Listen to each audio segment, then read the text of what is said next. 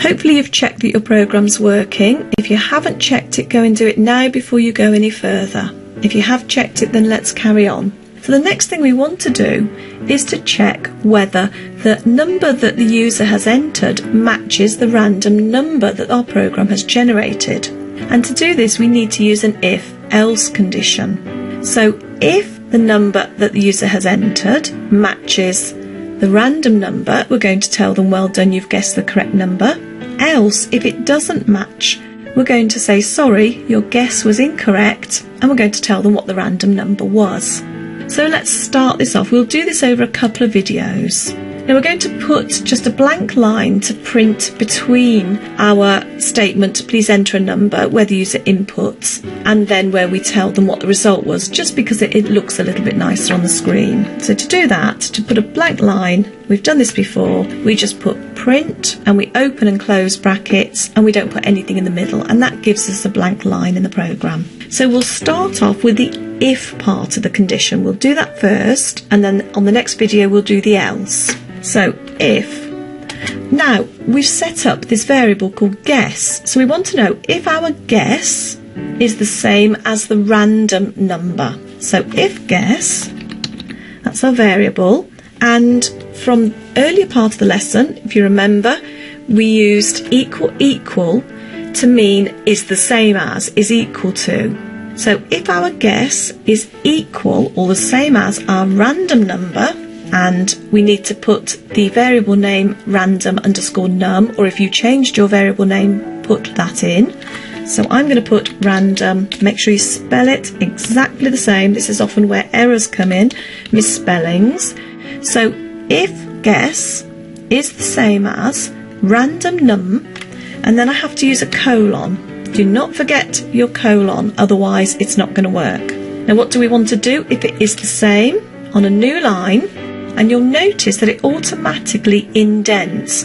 Now it's important that this does indent, because then the program knows that what we're going to do is part of the if bit of our program. Well, we want to tell the user what they've done right, so we're going to print, and then we need opening brackets and closing brackets. You know we always do those, and we could put our opening speech marks and closing speech marks so we don't forget them. So what are we going to do? Well, we'll say, well done, you guessed the number, oh, I misspelled that, correctly. Obviously we've got to deal with what will happen if they didn't guess correctly. You should now be at this stage, and the last thing that we need to do with this program is deal with what's going to happen if they didn't guess the number correctly. So we need to use an else. If this happens, then so and so, else do this. So we want to tell them that their guess was incorrect, and we also want to tell them what the random number was. Otherwise, they're not really going to know where they went wrong. So if we start at the end here and we press carriage return, it's going to put our cursor underneath the print indented. Now we need to actually put it over here, so you're going to need to physically click your cursor back to the beginning, because the print belongs to the if part. We've finished with that bit and we're starting a new part here. So type else, and remember your colon, enter. Now this bit will be indented because it belongs to the else part of the program. So else, if we didn't get it right, print, open brackets, close brackets, and then let's put our speech marks in as well. We know we can't forget them that way. And then we need to tell them really that they were incorrect. So you can write your own message, but I'm going to put, sorry, your guess was incorrect. Now we could stop there, but I think it would be nice to tell them what the number was. So I'm going to put full stop, the actual number was, and that's the end of our text, because we want to bring in the number.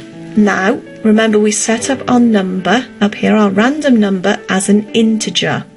So we need to add it outside of the text, and if you remember from previous lessons, we're not going to use the plus sign, the concatenate sign, because we're mixing a string with an integer. We need to use a comma. And then what we need to do after that is to bring in this variable name. So random, spell it correctly, random underscore num. So let's just go through this. If our guess, and our guess is this variable here, if our guess is the same as or equals our random number, we're going to print, well done, you guessed the number correctly. But if it wasn't, else, we're going to print, sorry, your guess was incorrect. The actual number was, and that's all string data. Then we put a comma, and we need to tell them what the actual random number was. So we bring in the variable from up here, random underscore num. So let's just save this and check it actually works. Run module. Okay, so please enter a number between 1 and 10. I'll put 4. And sorry, your guess was incorrect. The actual number was, and then it's pulling this in from the random number variable. Right, so what I want you to now go and do is finish your program. Make sure that you've got your opening closing brackets, make sure you've got your speech marks, make sure you use a comma, that you've got your colons.